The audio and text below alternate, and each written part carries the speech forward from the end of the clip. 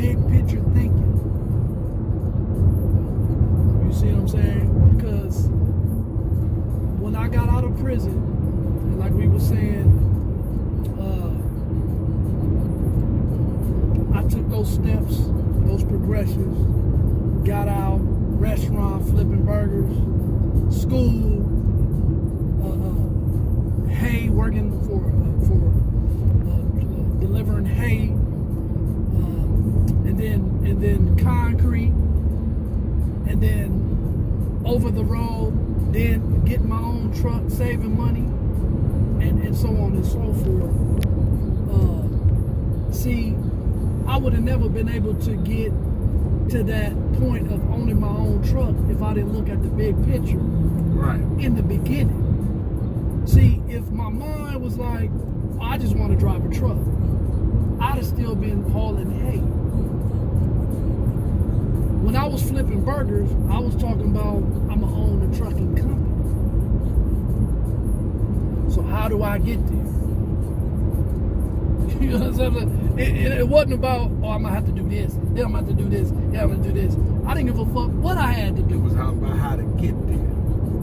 I'm gonna get there. So that's big picture thinking. So, man, introduce yourself. What's your name? My name is Floyd Cornett. You, tell me about yourself, man. Where'd you come from? Where you trying to get to? I come from Chicago, Illinois, by way of Arkansas. Moved out here to Arizona. Looking for something better than what I had back in Chicago, and moved out here, and job opportunities were plenty. What year was this? 2008. Oh, okay. All Right, I moved out here in 2008. So that was like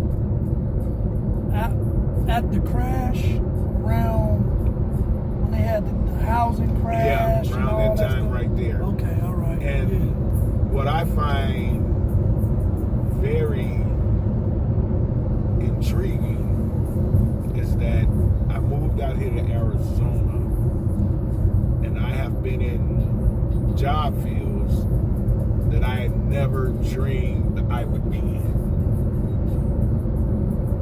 Like what? Selling cars at the second biggest Chevy dealership in Arizona. So when you first came out here, that's where you started? That's where I started. Okay. No, when I first came to Arizona, out of all the places, I started out in Kirby. Where is that? Kirby Vacuum. Oh, Right? I'm thinking that's a place. I'm Yeah. like, No, okay, Kirby all right. Vacuum. Okay, Going so door you to door door. to door. Door to door. Okay, all right. Right? And Right. it's a funny situation. Right. Coming from Chicago to out here, when I first started working with Kirby, these high-end vacuums, so I figured I had to dress the part. Right. Until about 2 weeks in the job, I realized, hey, you the only one wearing suits out here.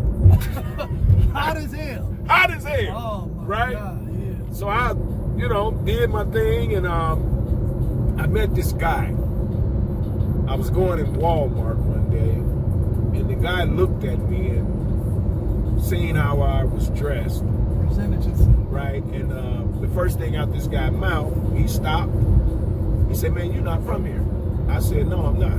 He said, you're from Chicago, ain't you? I said, yeah, how you know? He said, I can tell by how you dress. Right? And me and him struck up a friendship. Right? And one day he called me. I'm still working with Kirby at this point. He called me one day and asked me, could I come pick him up from work? I wasn't doing nothing, so I said, yeah, I'll come scoop you up. And I went on down there and picked him up from work. And of course, that turned into me taking him to work and picking him up a couple of times a week. Right? And in the course of that, his manager down at Van Chevrolet took a liking to me, from the way I presented myself. And he asked me one day, he asked me two questions. The first one was, what does the Chevy symbol represent? And I looked at the Chevy symbol. I said, freedom. He said, you know, you're the only person got that right. And then he asked me another question. He said, you think you can sell a car? Me being in my Chicago frame of mind, I told him, man, I'll sell an Arab some sand. Right? Right. And told me, I'm going to give you a chance if you want it. Sent me to car selling school for a couple weeks over on 32nd Avenue in Bell, and the rest was history. I didn't know it was a car selling school. Yeah. There's a training course. Yeah, a training course. Oh, okay. I Well, didn't know that. I know if you work with Van Tile, hence Van Chevrolet. Right. Right, at that time, Van Tile owned like 17 dealerships. Okay.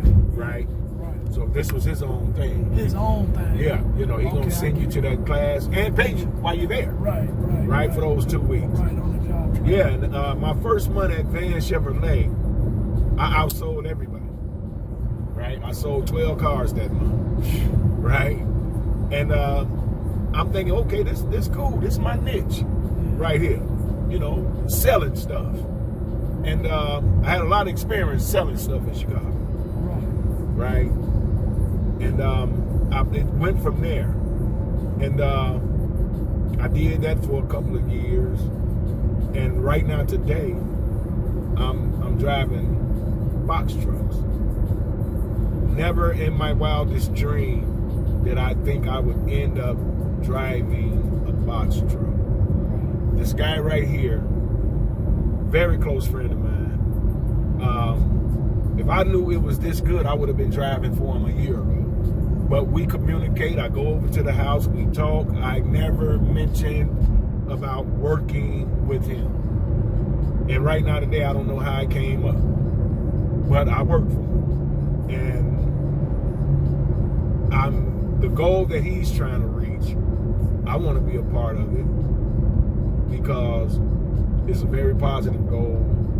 It's all about helping other people, trying to get somewhere. Everybody is trying to get somewhere. Sometimes you have to take the stepping stones because when you try to get somewhere and you take that big leap, you might have a little problems in between. But you know, as long as it's positive, I'm going to be a part of the team. And one thing I can say is that if you want it, it's out there. So, got to Arizona, Chicago, from Chicago, met the guy, started selling cars. Till box truck. Till box so truck. you driving a box truck for Caesar Trucking right now? Right now, okay. For Caesar Trucking. All right. And but the whole middle, from there to there, we want to know that. We want. Okay. That's what. How'd you meet me? Like, so then what happened? What happened? That's the good part. This the good part. Yeah, we want to know that stuff. That's what we want to know. Cause that's gonna make a difference on why you at where I'm at today. Where you at today? Okay. I got in a little trouble down here in Arizona, and let me tell you. While working at Van Chevrolet. Oh, okay. And I ended up in an unfortunate situation where I had to do a little time. And within that process of doing time, I met a lot of people. And that's how I met Stan. All while I was doing time, I was cutting hair. And me and Stan struck up a friendship. And it was genuine, you know, because of the type of person he is and the type of person that I am. And it's just like our souls met, because we the same kind of person. He might go this way, I might go that way, but our common goal is right here at the top. And you know, that's just how it was. Me and him got tight. He got out before me. I happened to run into him at Walmart, and it was like seeing a long lost brother. And in the course from that point right there, you know,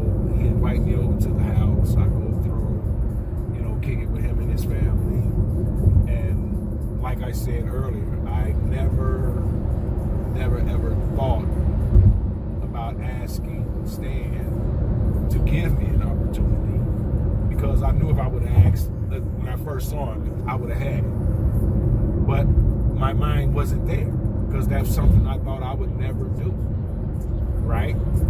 And it came to pass. Me and him was talking one day, and I still can't remember exactly how it came about, but I ended up saying, all right, I'm gonna come on work with you. And the rest is history. That's what I'm doing right now today, working with him.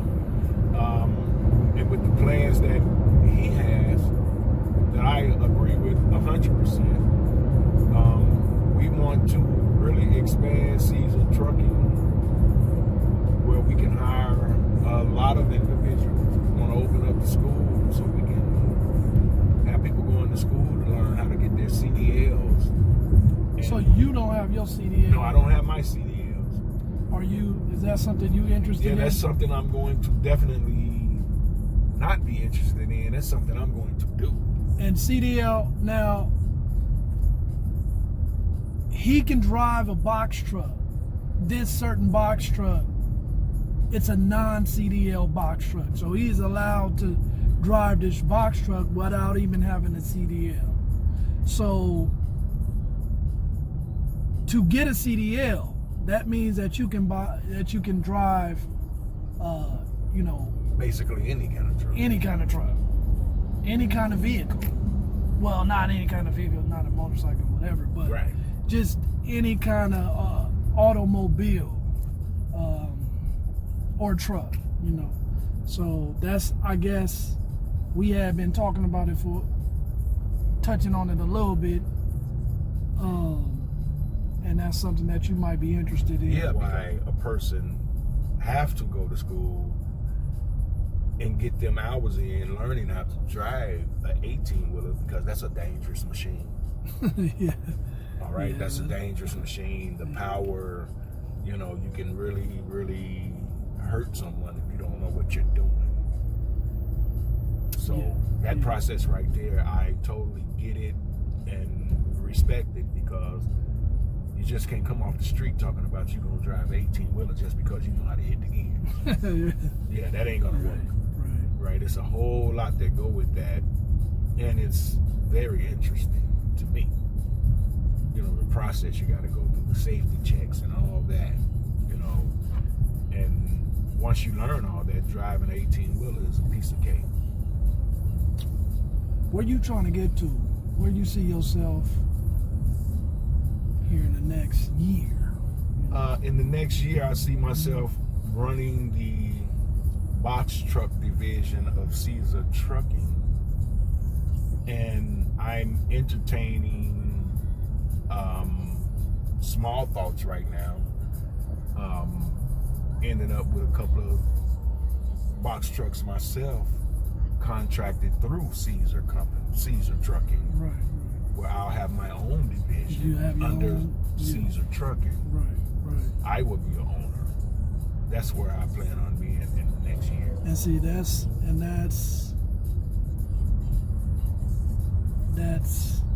forward thinking. You know what I mean? That's the thing, and like, now it's just a matter of getting there. Yeah. You know what I mean? That's a goal. That's the vision. Now it's a matter of getting there. And what's the beauty about it is, it's right here for you to get it. Right. It's right here for you to get it. I done set up everything in order for you to do that. You are able to do that through SoOn Trucking. You run one of our trucks, maybe save up some money, or I finance you. You get your own truck, maybe 2 trucks. You get your own drivers. Booms. So on and so forth. So on and so on. Keep going on and on. But one thing I would always make perfectly clear to anybody that I come in contact with, everything I'm doing, even though it's my company, is contracted through SoOn Trucking, because if it wasn't for SoOn Trucking, I wouldn't have this opportunity. I would have never thought about it. Yeah. And, you know, and for guys that's coming home, it ain't like hanging on the block, coming home, doing the same thing that you was doing before you left. When you surround yourself with positive people that has positive outlooks, positive things that's going to happen in your life. I think you said something earlier. You was talking about, man, what you say earlier? You said we was talking about hanging around, or when I was telling you about what I was telling Haley. Oh yeah. How these people, a lot of people would rather listen to someone that they can find on social media talking about other people instead of looking at the full picture when you have a success story right there in front of your face, or better yet, living with a success story. You'd rather listen to somebody on Facebook. He was telling me about a situation where this person is listening to a guru on Facebook or YouTube. Instagram or YouTube. Right. But 9 times out of 10, all these people that's talking about other people, they don't even have a business themselves. Right. Their business is talking about other people because people gonna want to listen to that. Right. You know, that's the way the world is right now with a lot of people. They rather listen to other people talk about people, and we all know about the 3 minds. Small-minded people talk about people. Mediocre minds talk about things. Great minds talk about ideas. That's true. And then you were saying when you was in prison, you was working for the ACI, and then they had some type of conversation where you was like, I'm gonna listen to it. Yeah. I'm locked up. I got one of the top jobs you can get. Where you was locked up at? What was this? In Tucson complex, Santa Rita. Okay. And I'm working for the Hometown Heroes. Okay. So the owner came in one day. And what is ACI? Arizona. I think. Arizona. Something industry. Industry, yeah. Right. But the owner came in and was making some changes, and 95% of the room was kind of baffled. You know, oh man, it ain't gonna work. This is that. No, he crazy. Woo, woo, woo, woo, woo. You know, and the guy came up to me and said, Floyd, what you think? This is what I think. I say, I'll tell you one thing. I'm gonna listen to the millionaire before I listen to you. This is his company. If he want us to do it like this and it don't work, who it fall on? But I'm gonna listen to the guy that's a millionaire doing this instead of listening to the guy that's in the same shoes I'm in. Yeah, that's yeah. And we were talking about that. And that, you know, that makes me think about, you know, who you hanging around with. Yeah. That makes me think about, you know, if you got 5 millionaire friends that you hanging with every day, you gonna be the 6th one. That's right. You know what I mean? If it's bums, you gonna be the 6th bum. It's who you got around you, who you hanging with. Well, you know, one thing I realized when I was in my unfortunate position was that, you know, they got chain link fences everywhere in the Department of Corrections. And a lot of those guys would come out and their vision couldn't go past the chain link fence. They were stuck right there doing the same thing they were doing when they were on the streets, begging. Right? Right. What they don't realize, and I used to tell them this all the time, when they be mad, well, my mama said she was going to send this, or my girl said she was going to send this, and they didn't send it. Well, one thing you need to realize is that they ain't the ones left. You the one left. Right.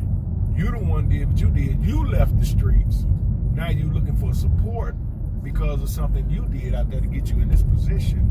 And then I would run into guys, now make no mistake about it, they got some crappy jobs in the Arizona Department of Corrections. And if you don't have an education, they're gonna give you a job where you're breaking or picking up cigarette butts for $9 cents an hour. Right? And I ran into guys that would come up to me and ask me, do I have a soup or a honey bun? Well, what happened to the job they offered you? Man, I ain't finna work for 9 cents. Now I look at them and say, well, that's 9 cents you ain't got. You know, so how you gonna sit here and don't want to work a job that's paying X amount of pennies compared to walking around this yard begging people out of stuff? That's gonna get very old real quick. And you're gonna wear out your welcome.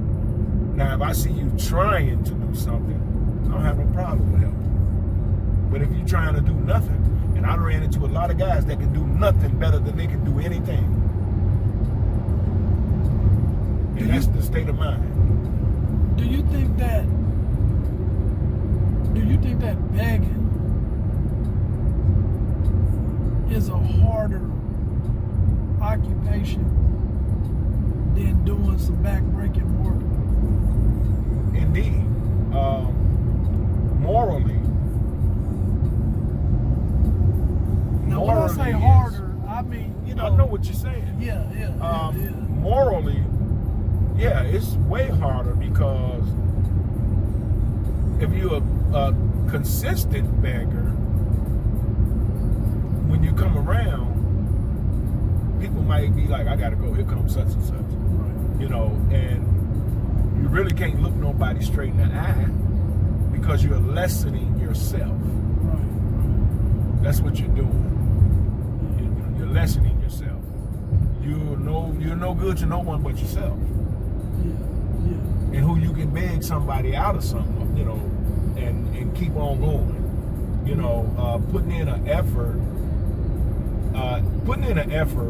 shows that you're not so prideful where you can't go out and do some work. Right. I had already said before I got out, I'm gonna work for ACI because they got company on the streets out here in Arizona. And it was times when I was doing my time, I'd say, hey, if I have to go shovel shit, that's what I'm gonna do. And I think just to cut in is ACI is Arizona Corporation Industry. Yeah. Arizona Corporation Industry. And they have several different ACI. Well, so I had on one of my videos, I was talking about assets and liabilities. Mm-hmm. You know what I mean? And that kind of go with what we were just talking about, begging or going out and getting it for yourself, you know. And this is really an important topic to talk about because, you know, there is a lot of beggars in the world. And when I say beggars, I mean somebody that's not willing to go out and get it for himself. If he can find somebody to get it, to do it for him or get it for him, he's gonna depend on that. Yeah, and you know what I mean? That's what I'm harping on right now. Okay, we're speaking on opportunity, right? Opportunity is out here, but on the same token, you have people that'll take the word opportunity and turn that into opportunist. Yeah. Right? So when you let a person be an opportunist in your life, that's what they're going to do. Yeah, they're going to take advantage. They're going to take advantage. Simple as that. It's like I always tell people, you need to put this up. Now, I wish somebody would take something from me, but if you turn somebody into an opportunist, the rate is higher that they will. Yeah. Bottom line.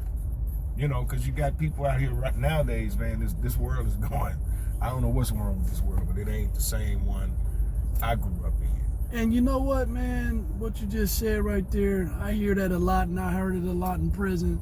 I wish somebody would take something from me. Ain't nobody gonna have it. But Muggs is taking shit from you every day. And even worse, you giving shit away to people that you don't even know that you're doing it. And they don't appreciate it. They don't thank you or nothing. Yeah, it's and like you that, giving it to them. It's like that one time, what was that, on Father's Day? When me and you fed the guys on the yard. Yeah. Was that Father's Day? I think it was Father's Day.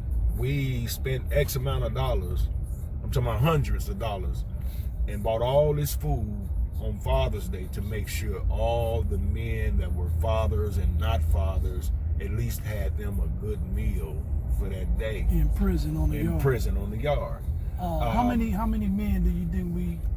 I would say we fed that day? 120 easily. But here's the thing. Out of all the guys that we fed, even though I wasn't looking for it, I'm quite sure you wasn't looking for it, but out of all the guys that we fed, you probably in the same position I'm in. I can count on both of my hands the ones that came up and said thank you. Yeah. Yeah. For making their day better. Yeah. Yeah. And, you know, a lot of, it wasn't necessarily for them. No, it wasn't for, it was for the movement. It was for, hey, look, man, you know, good things can happen. You can do good things for people. You don't have to, because I fed me, it was a few of us involved in this shit, although we coordinated everything. But every guy on the yard, 27th Avenue, right. Every guy on the yard got fed. Easily. And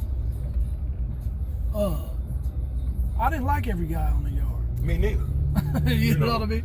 So that's the once point. Again, it wasn't about who we liked or whatnot.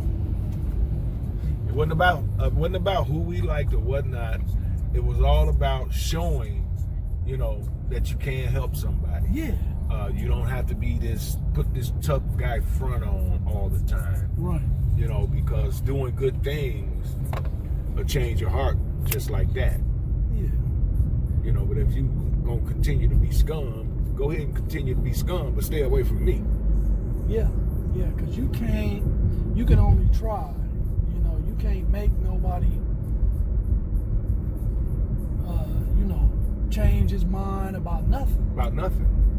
You know, you just can go on to keep being who you gonna be.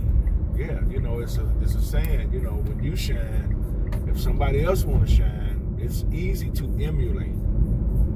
You don't have to be this person, but you can emulate some of the actions and do something that'll put a smile on somebody's face, which in turn will put a smile in your heart.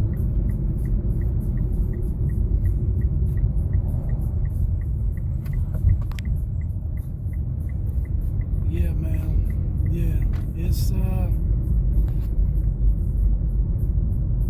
coming, man. Yeah. We gonna, you know, you're gonna be a regular. I'm gonna make sure we gonna document the progress, because I already know I can see you in a year really, you know, getting to a level 2 where you comfortable. No. To where you feel like where you need to be. And that's what it's all about. Man. Yeah. Putting in the work to you know, receiving the profits.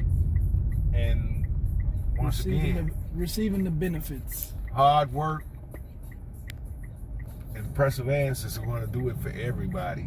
You know, a lot of people come home from being in the positions that me and Stan was in and have these big plans, and if it don't happen within 2-3 months, they go back to doing what they used to do. Yeah, exactly. Right? Exactly. Because it ain't happening fast enough. Right. But that's that fast money train of thought right there. Right. Right? when you're doing legit things, sometimes it's gonna take some time. You know, I'd rather take some time than going out doing something stupid and end up doing some time. Right. That's the bottom line on that.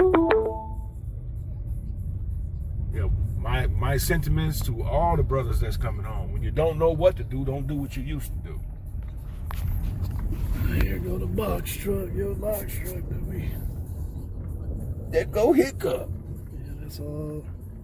That's old hiccup. Oh hiccup. I'll talk to you later.